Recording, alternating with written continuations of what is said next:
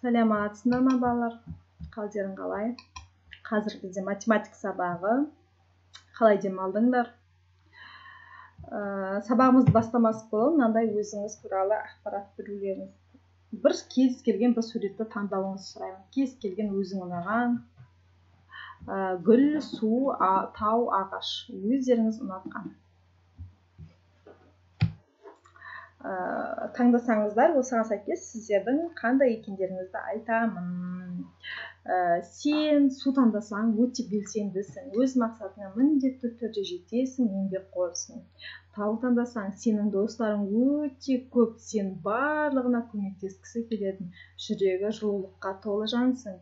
Гүл таңдасаң, сен нәзіксің, сенің достарының барлығы, айналаңның барлығы сені осы нәзіктігің үшін жақсы көреді.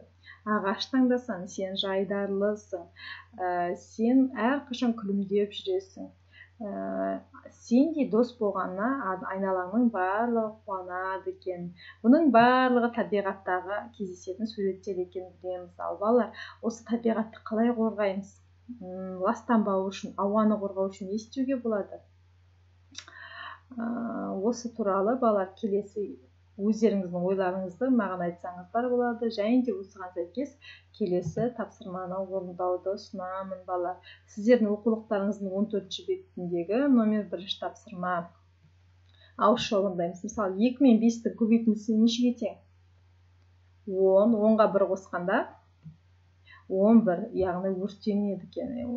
Ормандардың өртенуі, яғни бұлар деген адамдар саяхаттауға шығады да, жаққан өрттерін дұрыстап сөндірмей кетеді. Соның әсерінен алапат ормандар өртенеді екен.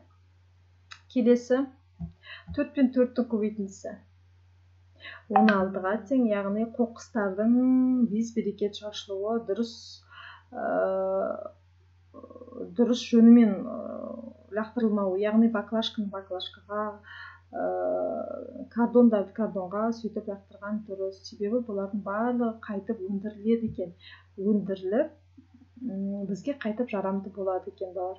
Келесі 4 пен 3-тің көбейтіндісіне 5-ті қосылған. 4 пен 3-тің көбейтіндісі бізде 12, 12-ге 5-ті қосқанда 17. Завод, фабрикалардың түтіндері бұл ауаның ластануына әсер алып келеді екен. Келесі 4 пен 9-ның көбейтіндісіне 20-ны қоссақ, балалар 4 пен 9 36, 36-ға 20 қосқанда 56 балалар. Бұл жерде ең көп ауа бізде көліктерден ластанады, көліктердің түтінінен ластанады екен балалар. Сіздер қорғау үшін не істеуге болатын ойларыңызды маған WhatsApp-қа айтсаңыздар болады балалар. Осыған сәйкес бүгінгі сабағымыздың мақсатын анықтайық балалар. Бүгінгі сабақта балалар біз ақшалы және ақшасыз өрнектерді салыстырамыз, амалдардың орындалу тәртібін дұрыс анықтап, есептерді қатесіз шығарамыз балалар. Мақсатымызға қол жеткізу үшін келесі тапсырмаларды орындауды ұсынамын балалар. Міне сіздерде карточка берген, оқулықтардың 15-ші бетіндегі номер 2-ші тапсырма.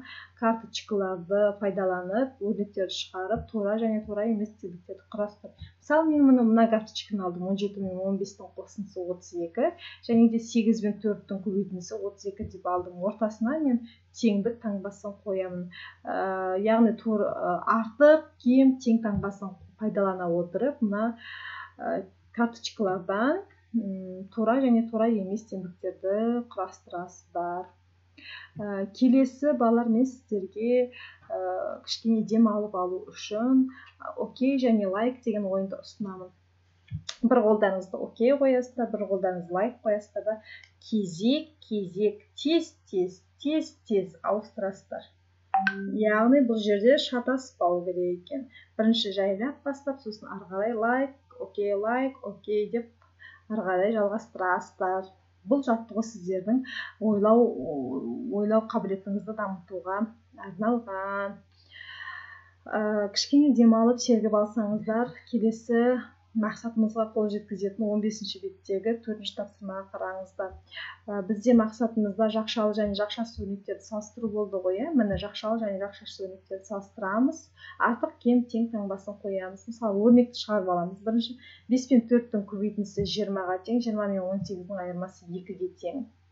Келесі 6 мен 4-тің көбейтіндісі 24-ке тең, 24 пен 15-тің айырмасы 9-ға тең.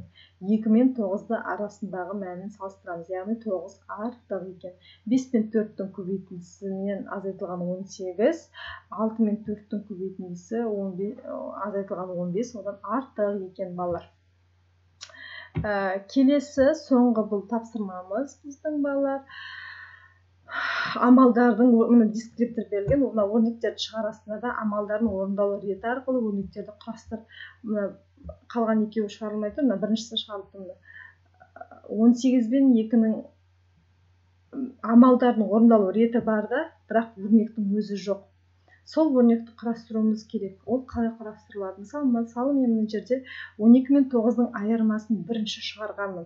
Яғни бұл азайту болса да, бөлу тұрғанның жерінде азайту болса да, бұл яғни жақшадағы тапсырма. 12 мен 9-ның айырмасы 3-ке тең. 15-ті 3-ке бөлдім, яғни 15-ті 12 мен 9-ның айырмасына бөліп тұрмын екен. Нәтижесінде менде мынандай өрнек құрастырылды. Тең болады 5-ке тең болды. Дәл осылай сіздер де өздеріңіз шығарып көріңіздер, балалар. Келесі балалар, бүгінгі мақсатымыз есімізде болса, жақшалы және жақшасыз өрнектерді салыстыру, амалдардың орындалу тәртібін дұрыс анықтап, есептерді шығару болды. Егер осы мақсатқа қол жеткізген болсаңыздар, ешқандай қиналмаған болсаңыздар, өзіңізді бірінші баспалдаққа қоюыңызға болады. Егер кедергілер болса, түсінбей қалсаңыздар, бұл мақсатқа әлі толық жетпесеңіздер, екінші бағанға қойыңыздар. Ал егер бұл мақсатқа мүлдем жетпесеңіздер, тапсырмалар қиын болса, біз екеуміз әлі де жұмыстанамыз, балалар. Осымен біздің математика сабағымыз аяқталды. Сау болыңыздар.